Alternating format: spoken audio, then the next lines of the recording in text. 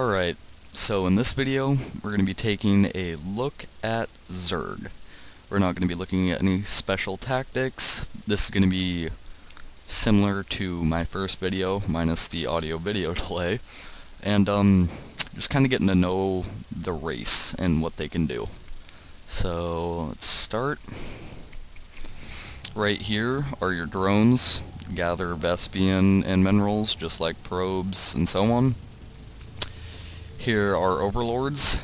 They count as supply, like up here in your food count, but they can also work as scouts. As you can see, I'm sending them around the map to go and try and find my opponent.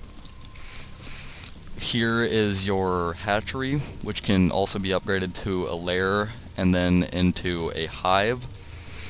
So that's where, this is where the off point of Zerg comes in, because they don't build any of their units out of buildings. They all build it off of these guys right here called larvae.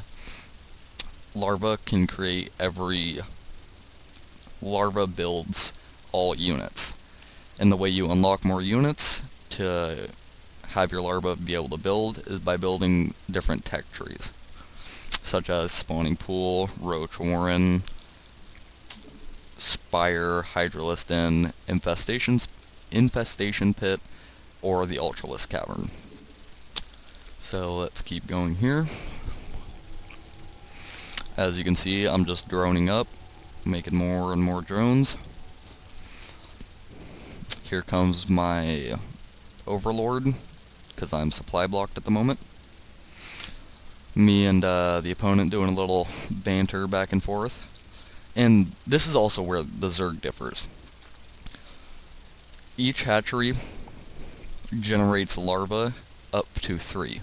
So it can have 1, 2, or 3 depending on its stage of regeneration. So, unlike other races such as Protoss and Terran, they have to produce 1 to 2 units at a time from one structure. The reason I say 1 to 2 is because the Terran do have the reactor. But with Zerg, you can produce 3 units simultaneously, and they can all be different. So this right here could stay a drone, this could be an overlord, and say this was like a Zergling. So it's completely different, and that's why it's mainly considered the hardest class to play, because there's so many little in and outs that you have to know. As you can see here, I just placed down my spawning pool, which is going to allow me to, let's move this along, grab a larva, and I'll be able to make these little guys. Fast melee creature can morph into Baneling, we'll talk about that in a minute. Costs 50 minerals, 1 supply, takes 24 seconds to make. And the interesting thing about Zerglings is, normally everything comes out of the egg just one. Like, I'll build a drone, 1 will come out. I'll build an overlord, 1 will come out. But the weird thing with Zerglings is, when you make 1 egg, 2 Zerglings will come out. So it's a nice little bonus. And out of the spawning pool, you can get 2 upgrades for Zerglings, 1 being speed, and 1 being their attack speed. Here you can see my extractor, which is what you have to place on a Vespian geyser to extract the Vespian. Speed this up a little bit.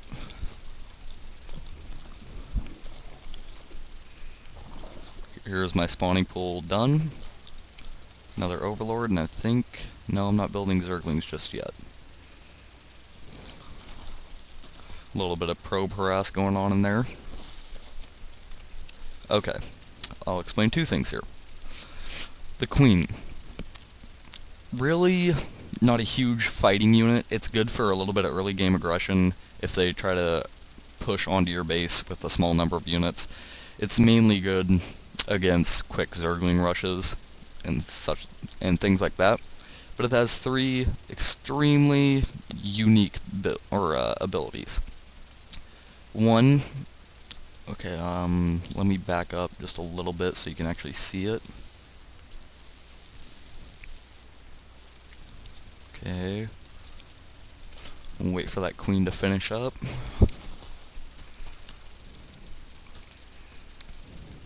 Okay, you're gonna see the queen, what looks like throwing up on the hatchery. Basically, what it does. But that is spawn larva. Target a hatchery, lair, or hive. Spawns 4 larvae over 40 seconds. If hatchery, lair, or hive has more than 3 larvae at one time, regular larva production will stop until there are fewer than 3 larvae. So what this does is, if you've got your 3 larvae, you haven't been building stuff recently, and then after 40 seconds and this comes off, then it'll go up to 7. And you can keep doing that until it gets up to 20, which, if you save up that much larva, that means you're not playing quick enough. In my mind, some people like to do it so they can produce huge quantities of units at a time. Just not my playstyle. It's completely your choice. But let's go back to the queen. Creep tumor. As you can see, all this freaky stuff on the ground surrounding my buildings, that's called creep. And the way you expand that is through hatcheries and creep tumors. What a creep tumor is, I could place it right here, and it would generate more creep out through this entire area, and then I could keep expanding upon that and build more and more, and so on. And we'll be able to see that in later games. One move or ability that I don't use nearly as often is Transfuse. Instantly restores 125 life to target biological unit or structure. Zerg is completely biological, so it can restore 125 health to anything. So say somebody's in here beating on my hatchery and I have a lot of energy saved up on my queen, and for some reason they don't kill my queen first or whatever. I can sit here and heal my hatchery until hopefully reinforcements get there. So if I had 200 out of 200 energy, that means I could use my transfuse 4 times, which would generate 500 life. If we look at that, that's a third of my hatchery's health, which is quite a bit. Okay, let's move on. Here's my overlord. And one thing that is really, I don't want to say unique, but easier to do as Zerg is a huge expansion-based faction. So as you can see up here, I take this second expansion at 22 out of 26 food. Normally people wait till later, such as my opponent, Protoss. See, he hasn't taken his expansion, he's just got the basics. But a lot of people that play Terran and Protoss need more stability for an expansion to come about. But Zerg, seeing as how we run off of larvae, the more hatcheries, lairs, or hives we have, the more units we can ultimately make. And the fact that that goes into us being able to get expansions is just a huge bonus. Which is why Zerg is just such a technical race. Because there's just, like I said, so many little ins and outs, and timings, and unit compositions, and things of that sort. So let's keep going. You can see my inject larva is about halfway done. And here comes the first batch of Zerglings. Okay, wait. Right here, this is me morphing my hatchery into a lair. And what a lair can do is it'll give you the necessary tech to build 4 new structures. At least I believe it's only, yeah. It allows you to build a spire, hydralisk den, infestation pit, and a nidus network. What a hydralisk den is so it makes your larva able to produce hydras. What a hydra is it's a ground unit that can shoot both air and ground units from a decent range, pretty high DPS. It's a fun unit. Infestors, I'll leave that for another video, because I'll introduce infestors and show you their abilities, because if I introduce that now on top of all the basics that I'm already throwing at you, it would just be a bit overwhelming. Aspire, it allows you to be able to create mutalisks and corruptors from your larva. Mutalisk, very fast moving, very unique flying unit. I'll show you exactly what they are later on in this video. Corruptors, it's an air-to-air combat only unit. Very good against anything flying. A Nidus network, I'll do a special video for that one as well, because it's also a little complicated to explain, especially in an introductory video. So let's move on, and we'll be seeing Zerglings out momentarily. Here I throw down a Roach Warren, which allows me to make roaches and give them a couple cool little upgrades. I'll be showing you roaches in the next, I don't know, 3-4 minutes. I'm not completely positive when I have them out, but don't worry, they will be here. Right there you saw the larva come out of the hatchery. Have my queen throw up on it again, get some more larvae. Alright, now here's Zerglings. Small, fast, good scouts, dangerous as all hell in numbers if you don't know what's coming. Just the very, very bare bone basics of the Zerg army. As you can see, there's 5 eggs going right there. That means I was using some of the extra larvae. Getting my second gas at my main. Okay, there's the lair. And let's see what's going on down here. Alright, right now I'm drone transferring from my main to my expansion. And that's a lot of things. That's one thing that a lot of people don't do, which they really should. What you do is grab like 4 to 6 drones from your main, and right before your expansion goes up, just click them down on the minerals. Because that allows you to keep producing drones, probes, or SCVs at your main, but it also gives this expansion a little bit of a head start. Gets it going a little faster, kind of thing. I believe I start producing a queen right now. Always have a queen at every hatchery, lair, or hive, because that larva inject is so crucial. Got a few more Zerglings now. Let's keep going. Queen's puking all over everything.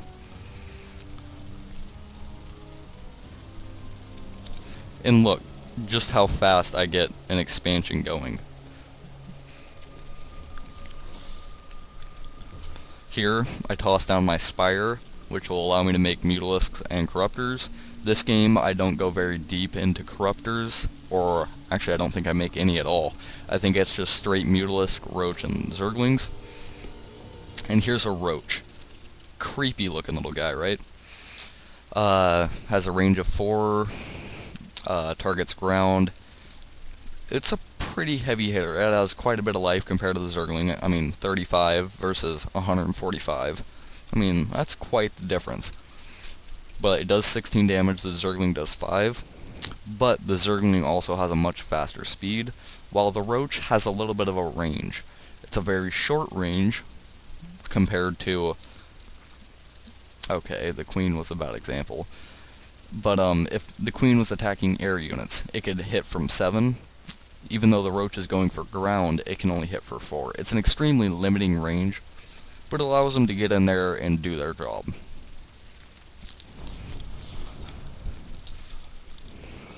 Building a bunch of more drones for my expansion. Getting this thing running pretty well. Got both my gas going, my Queen. And here is the first creep tumor, right here. Now let's pause for just a minute. As you can see, or speed it up for just a second. As you can see, the creep spreads much more rapidly. And this right here, I could click that, and then click on creep somewhere nearby. It's a certain radius, and then it'd go there, and then expand more from there. It's a really nice commodity because Zerg units regenerate health faster on creep, and they move faster. That's also a unique ability about Zerg, is that they regenerate health. Yes, Protoss regenerates shields. Yes, Terran has Metaphax to regenerate health. But Zerg needs nothing else aside from themselves. And I heard my Spire finish down here, so I'll be pumping out Mutalisks fairly soon. As you can see, Larva, I've unlocked Roach, Zergling, Mutalisk, and Corruptor. I haven't unlocked Hydra, Infestor, or Ultralisk because I never bothered teching up to those units. I just thought it was superfluous for the way I was wanting to play the game. I take my third expansion. Okay, this is another thing. If you can see up here, 66 out of 108, and I'm taking a third expansion. A very small, pretty dainty army. Guess what it's all in? Drones. Zerg exceed above all others in economy. It is so easy for us to just rule across the board in economy because we can take so many expansions. I was thinking about it before I actually did this commentary, why I didn't take that expansion, or why I didn't take this one. I definitely could have, I just wasn't paying close enough attention.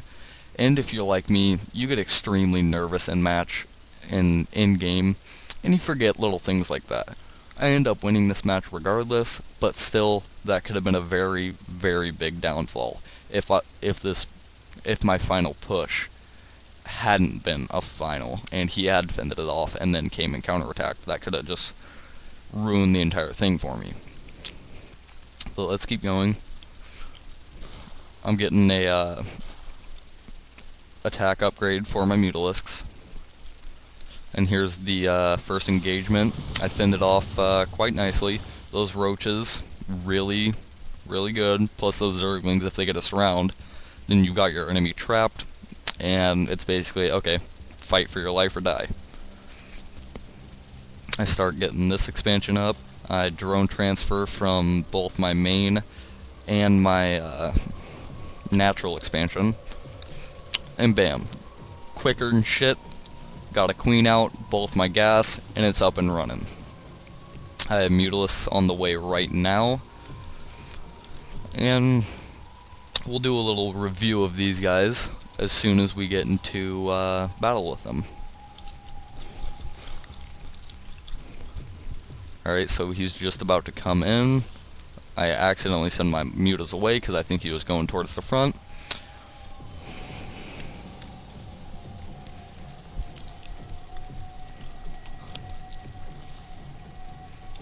I really wish I had known about this observer right here, because I can't see him, but he's seeing everything I'm doing. And you're probably wondering, hey, what the hell is this Protoss guy doing? I'll be covering that in a Protoss basics video. I'll be covering every race and all the tactics I know about them. He almost had me with this push. Luckily, I had enough stuff sitting down here, just barely. And if you saw there, okay, well I should just back this up instead of saying, oh, if you saw.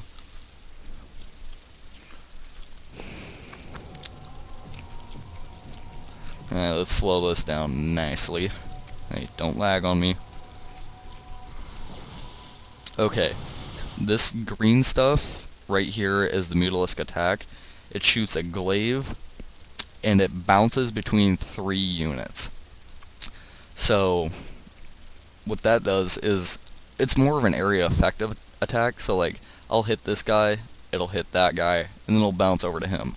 It's kind of killing 3 birds with 1 stone, I suppose. It's kind of a weird analogy to make, but I'm making it. It's really good for crowd control and harass. As you can see, if we look at his base really quick, if I did decide to go and harass with my Mutalisks, he would be completely undefended from the backside, and an attack that does 10 damage to a probe who overall has 50 or 40 life. I mean, that's 4 shots, plus the rest of their shots bouncing around. It would basically be 1 shot and take out a whole group of probes. It's just a really, really effective contain and control unit. Let's speed this back up. As you can see, I've been using my creep all the way out to here, and my third expansion going quite swimmingly, if I do say so myself. Plenty of drones. And here I move out to the middle just to kind of keep a contain on him, just to make sure nothing tricky comes through here. And, oh no. Damn it. I'm sorry, guys.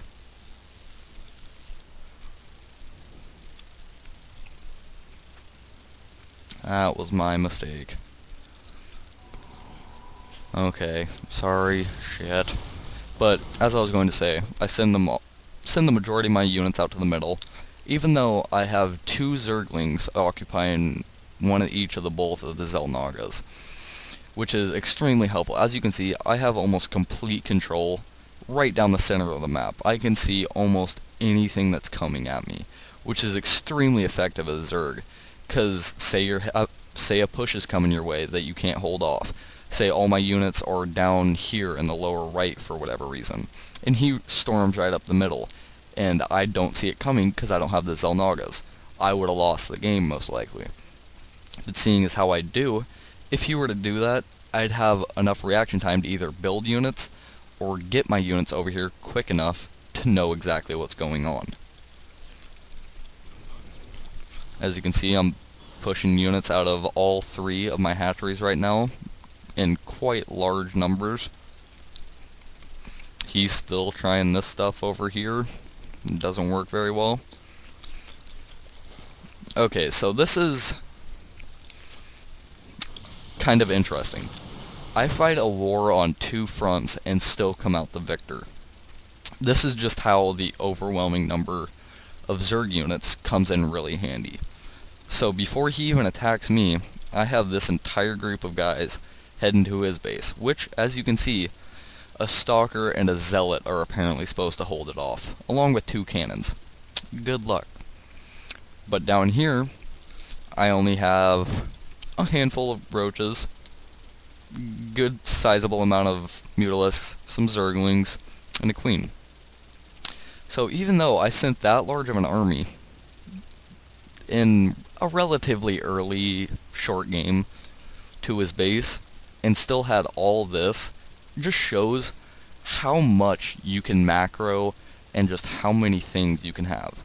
And right here, I'm building a whole nother batch of Mutalisks, not building anything there, and nothing here. It's just, the Zerg is all about overwhelming numbers.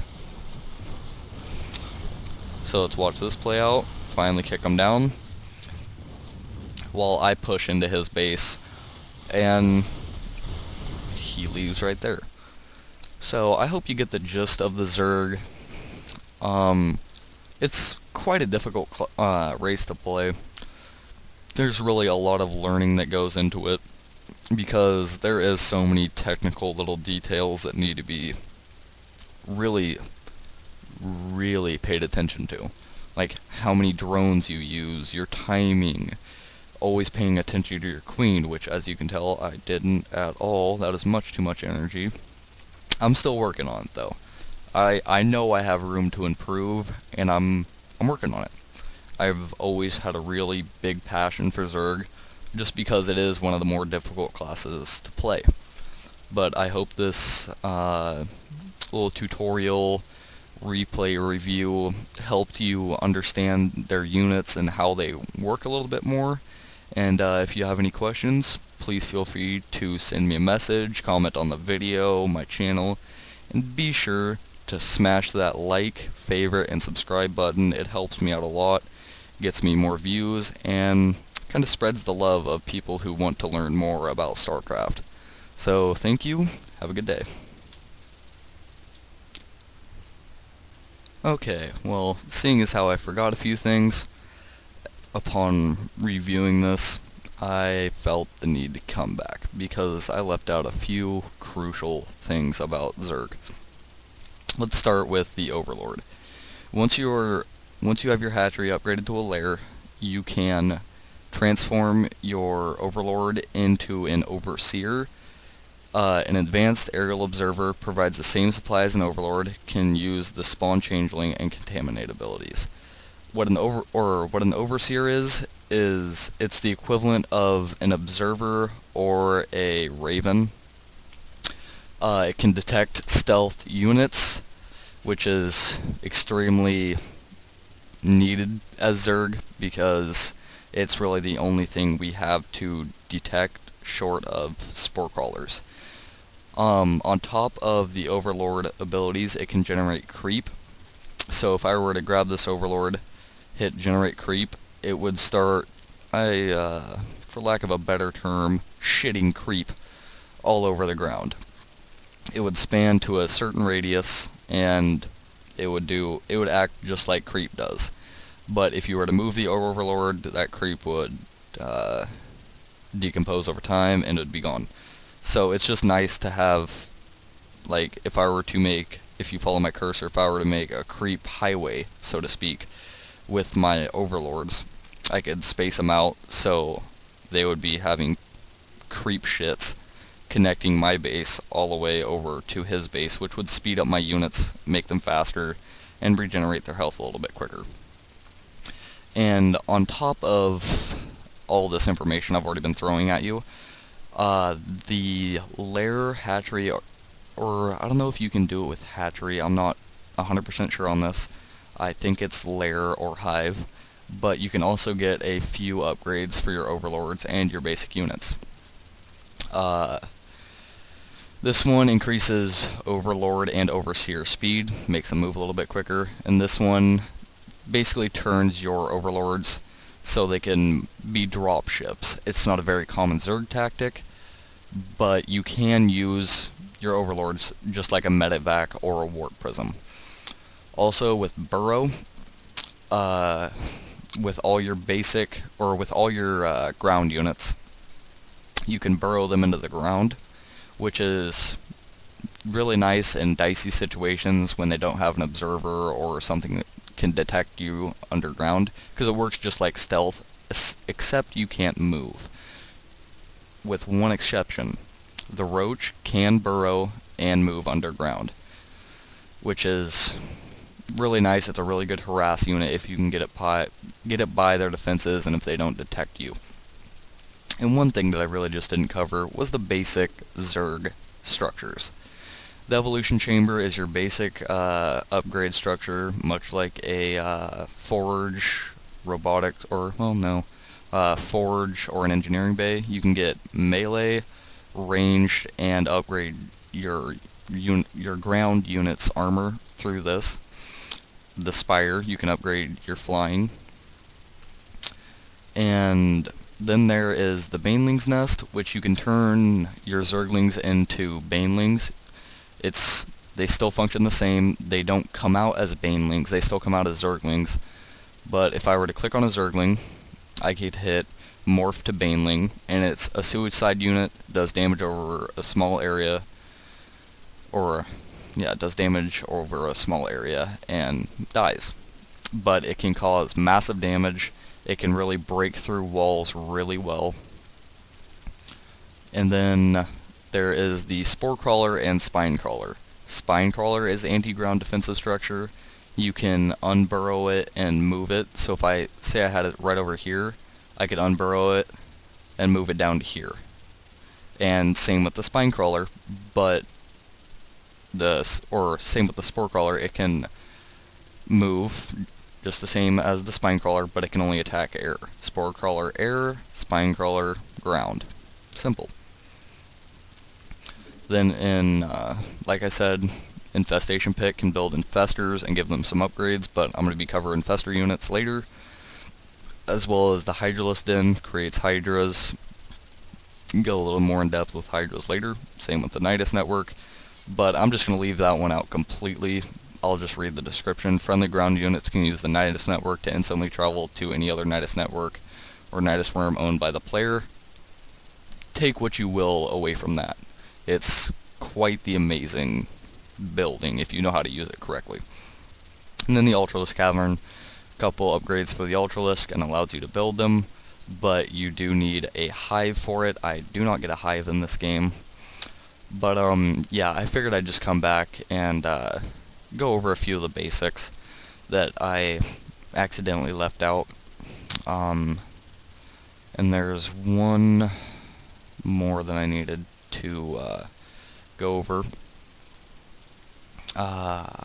Where's a Mutalisk? 1 second. Hurry up, Mutalisks. Alright, here they come. Nope, those are drones. Okay, that's cool. I'll wait. Sorry about this, ladies and gentlemen. Just, really did need to come back. But, where the Okay, whatever. I'll cover that in a different video. It doesn't need to be covered now.